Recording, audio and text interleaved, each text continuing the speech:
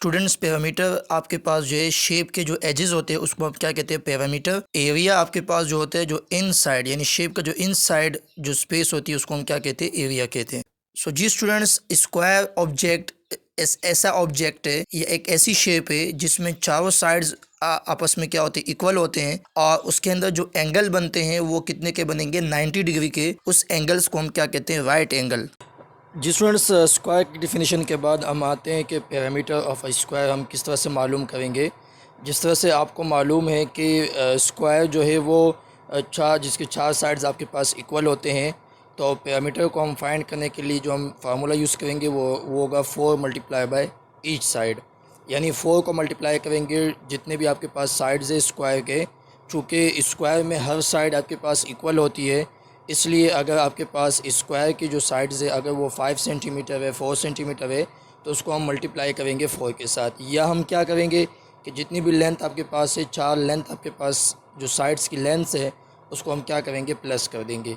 तो ये होता है parameter of a square. Students, आप पैरामीटर के फार्मूले के बाद, क्योंकि पैरामीटर का फार्मूला होता है 4 मल्टीप्लाई बाय ईच साइड, या जितनी भी लेंथ आपके पास है उसको हम क्या करेंगे प्लस करेंगे। अब स्क्वायर शेप का जो आपके पास लेंथ होती है चारों साइड की वो सेम होती है। तो स्टूडेंट्स यहाँ पे 8 फीट आपके पास गिवन है। अब इस 8 फीट को तो या हम क्या करेंगे इसको 4 से मल्टीप्लाई कर देंगे या इसको हम 8 कर देंगे, तो आंसर आपके पास दोनों का सेम आएगा। तो स्टूडेंट्स इसको अगर हम 8 करेंगे 8 feet plus 8 feet plus 8 feet plus 8 feet, तो स्टूडेंट्स आपके पास आंसर आ जाएगा 32 फीट।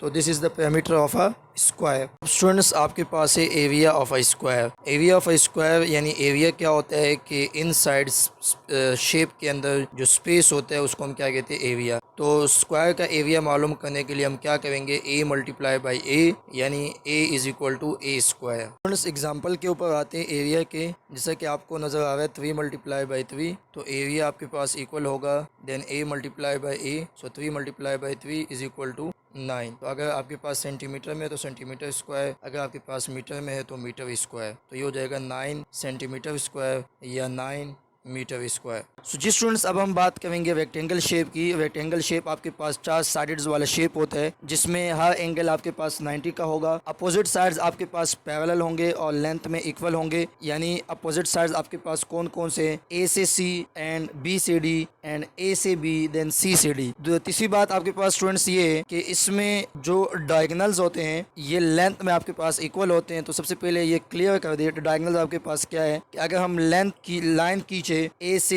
डी तक और सी से बी तक, तो ये आपके पास डायगोनल है और ये एक पॉइंट पे क्या होते हैं इंटरसेक्ट होते हैं। सो जी स्टूडेंट्स, हम रेक्टेंगल का पैरामीटर और एरिया फाइंड करेंगे। तो स्टूडेंट्स, पैरामीटर का फार्मूला होता है 2p is equal to 2l plus 2w। Students, यहाँ पे l और w का मतलब है, l का मतलब है लेंथ, w का मतलब है विड्थ। तो यहाँ पे स्टूडेंट्स आप फिगर में देख सकते हो कि लेंथ आपके पास कितनी है 3 है और विड्थ आपके पास कितनी है 4 सेंटीमीटर है या मीटर जो भी है।